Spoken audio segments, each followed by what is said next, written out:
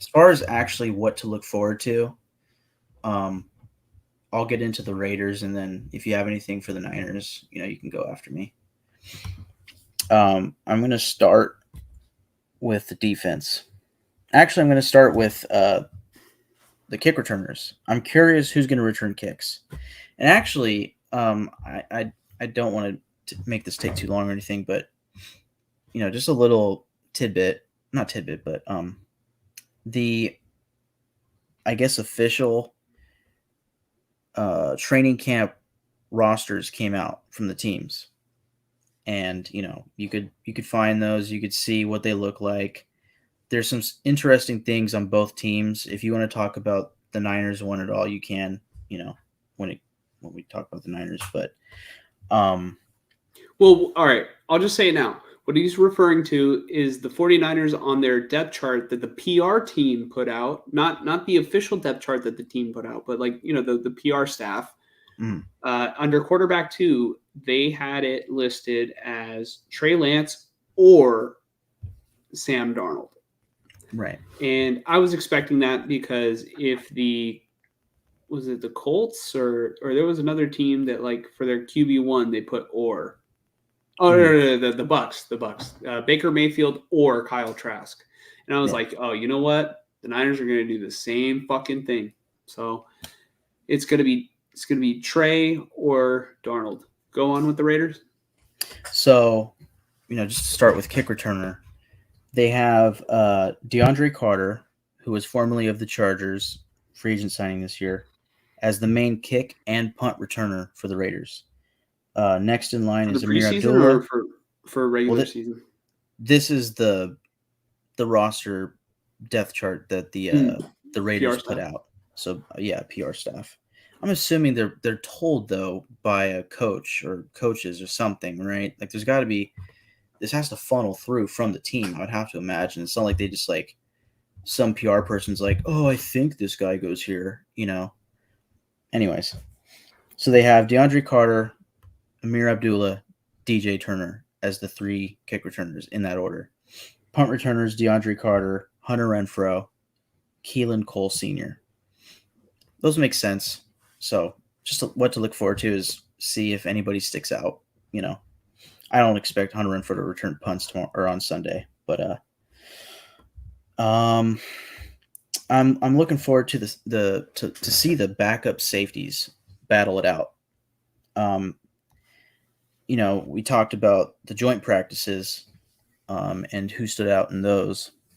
But as far as actual like training camp for the Raiders, Isaiah Polamau has been a standout from what it sounds like, and a guy that I've been really excited to see this year is Chris Smith, the fifth-round pick out of Georgia at safety.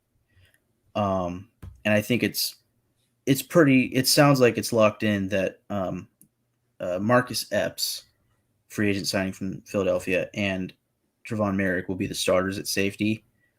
So you have Chris Smith, Polamau, Roderick Teamer, and Jaquan Johnson, as well as one or two undrafted free agents, battling out for the backup safety positions. I I would probably prefer it to be Chris Smith and Isaiah Polamau. Maybe you add in Teamer or somebody else, but I'm curious to see how it goes. That's yeah. So same for the corners. I'm curious to see who plays. I don't know if I would expect much of the starters, um, but I'm really excited to see Jacorian Bennett. I am really excited to see him. Also, Duke Shelley. Amik Robertson's been having some good days at training camp, so I'd like to see him out there battling because I think he's a guy who's on the bubble.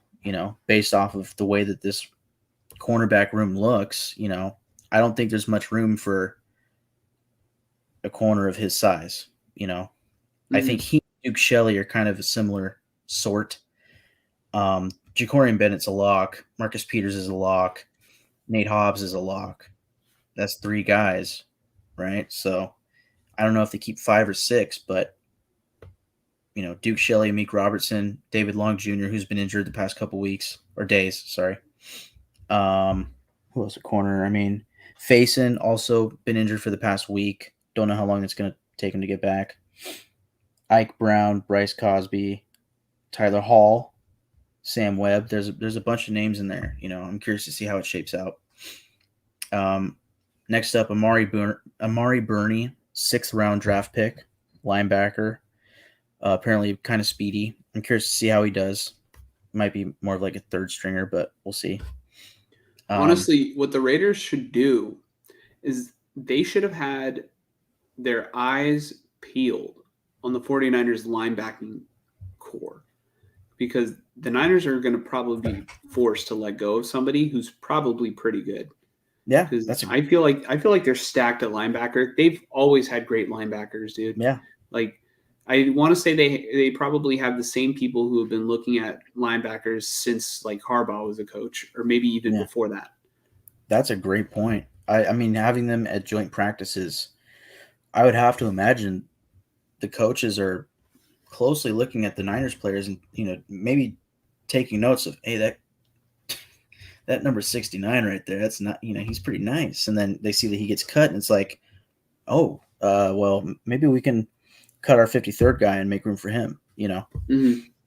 So yeah, great point. Because Yeah, they were looking for linebackers. They were trying out some guys, including Jalen Smith, who I want to say today signed with the Saints. So that's a guy that's another guy that's off the market for the Raiders at linebacker. Defensive line depth, I'm curious to see how it shapes out and who sticks out. Like I mentioned earlier, we got the 3rd-rounder Byron Young, as well as last year's 4th or 5th-rounder Neil Farrell Jr. back from injury. So I'd like to see them play, and the rest of the guys, including the defensive ends, duke it out and see who sticks out. Same for the offensive line, specifically the guard positions, especially right guard. Who sticks out, who becomes a starter. I'm looking forward to seeing the backup wide receivers battle it out. I'm hoping Cam Sims sticks out because I haven't really heard anything from him in training camp, and I feel like he's a good receiver to have, but he might not make this team because a guy like Trey Tucker, who they're not similar at all. Trey Tucker's more of a slot receiver, but Trey Tucker's been turning heads at training camp, so I'm really excited to see him this weekend. I'm curious if we'll see Zamir White at running back. I think right now they might have to plan, loosely to not have Jacobs. So I wouldn't risk anything with Zamir White if, he's going to be the starting running back. And then lastly, what I am looking most forward to seeing in this weekend's matchup is Aiden O'Connell. I cannot wait to see what this guy's got. So I think O'Connell is going to be very interesting to look at. 100%. Because if he's going to walk over to Dre Greenlaw in the locker room, Lace him tell up. him to lace him up. No, I'm just playing. But, that's definitely very interesting. I was trying to see if there was this one picture of the Niner linebackers that I saw recently. I just wanted to show you, they had a lot of linebackers and a lot that looked like fucking yoked. You know what I mean? I want to say it was probably Marcelino McCrary Ball. Looked huge, right? If I find the picture, I'll show you later. And maybe I'll edit it into the video if it's not too late. Yeah.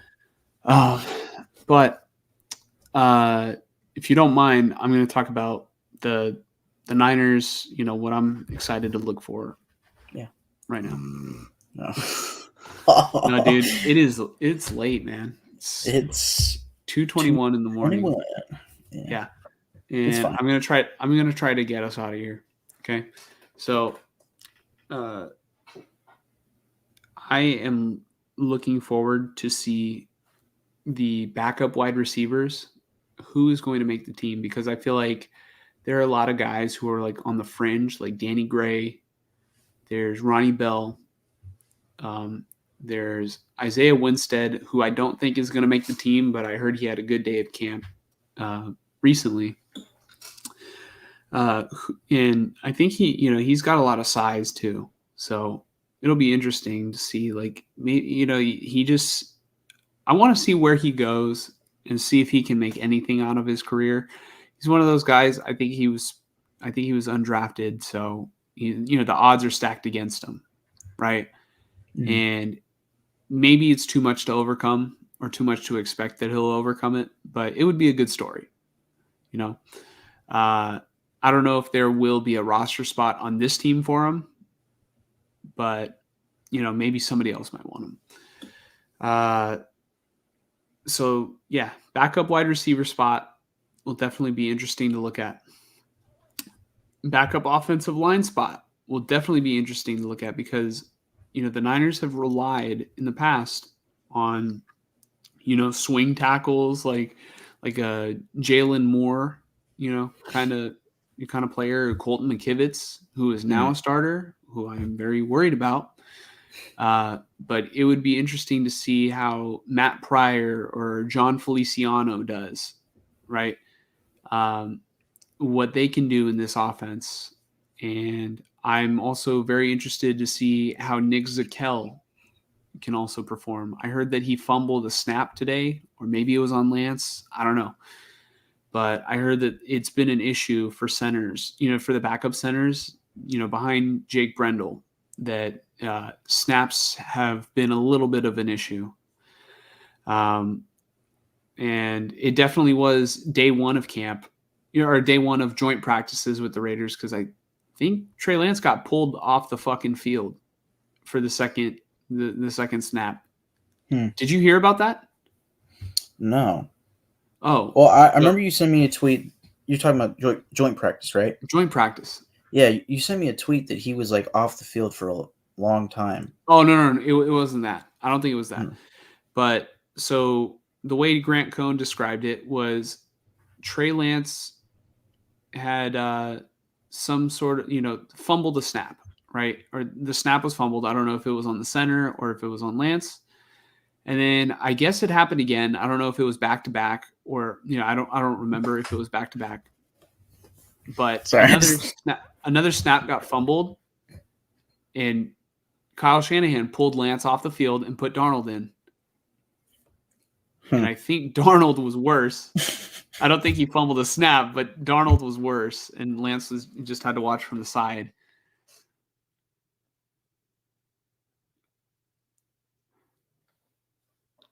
What's that? I don't know. I just thought of something really stupid, like completely off topic. Please continue. I'm so sorry. No, please share with the class. No. No. Oh, I'm too tired right now. I'm listening. I'm totally listening. God damn it. I'm totally listening. I'm just thinking about God knows what over there. I'll tell you after. Okay, it's good. All right.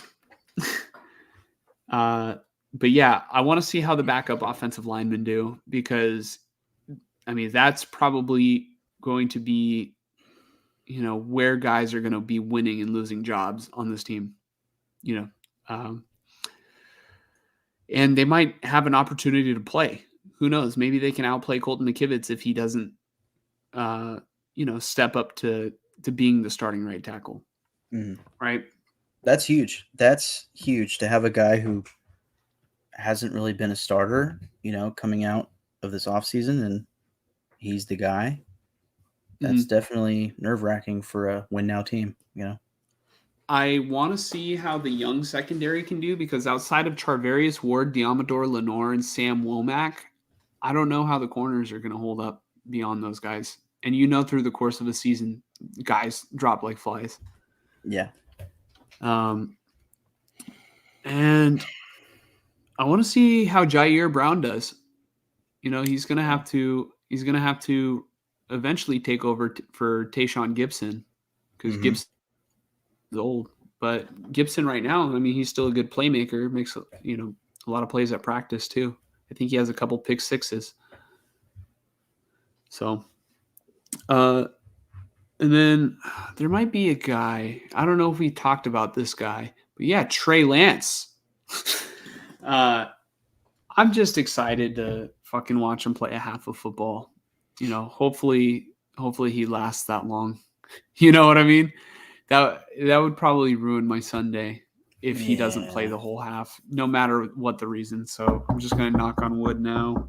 Unless he just fucking balls out and they're like, you know what? We might have found our guy. But That's the thing about this preseason, dude. If Brock Purdy keeps up the negative play and Trey Lance goes out there and balls out, there has to come a point where you have to think about it, do we know if it's for the most part negative? Because all right, interceptions are bad. No matter how you spin it, they're bad. Mm. But what if he's making more of the correct reads than Lance and Darnold are?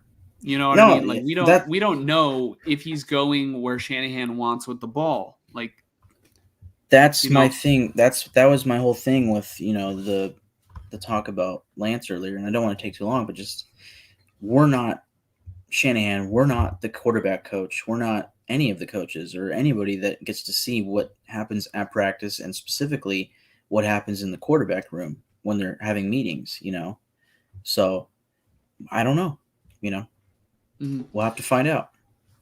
But yeah, I think that's my answer. That's what I'm going to be looking at, and I will, if it's available, watch the all 22 film of Lance's preseason, because this is probably going to be the heaviest workload he's had maybe since he's been a 49er. Yeah. So I recorded this video last May, so May 2022, with a filter on Snapchat, and I can't believe that it is still as relevant today as it was a year ago. I can't believe it. But check this out. I've been waiting my whole life for Trey Lance to start. I think it's finally time. I've been waiting. I think it's finally time.